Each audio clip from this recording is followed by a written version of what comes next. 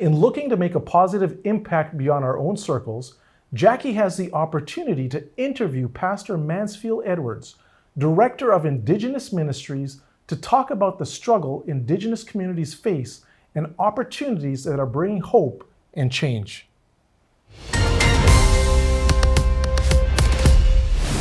So today we want to welcome Pastor Edwards.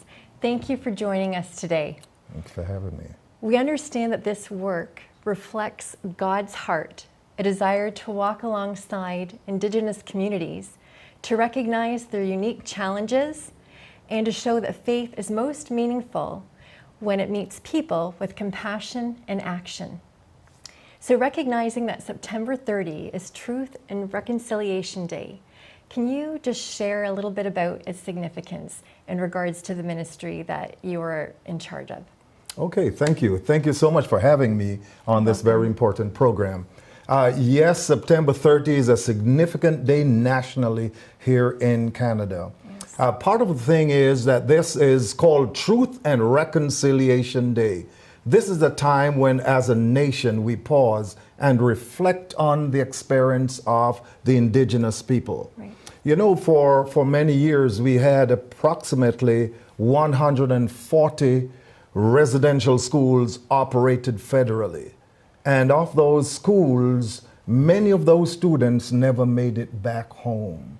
So this is a time to remember those students, yes, honor them, and regard them who never made it back home from the residential schools. It's also a time to deeply regard those who did survive and make it back. Yes. So this is a meaningful time nationally. Absolutely, and we appreciate you taking the time to be able to recognize it not only in our conference, but to be able to share this message of hope with those within our viewership. And so as the Director of Indigenous Ministries, can you share some of the initiatives that you're currently working on and perhaps even some of the impact that has been resulting from the initiatives? Okay, thank you for that. With the help and support of our administration at this conference, tremendous support of the administration, yes, we have been able to form and forge a relationship with Adventist World Aviation, where I now chair the board for Adventist World Aviation. Right. We secured a plane, a Cessna plane, some years ago, because we would like to, and we have been supplying non-perishable food for the Indigenous people, particularly those in northwestern Ontario. Right. They have been having a tough ride. That's the community with the highest incidence of suicide. Yes. That's the community that has the highest incidence of cancer, of so many different types of cancers, to include breast cancer, because they have no machine to do the mammogram test.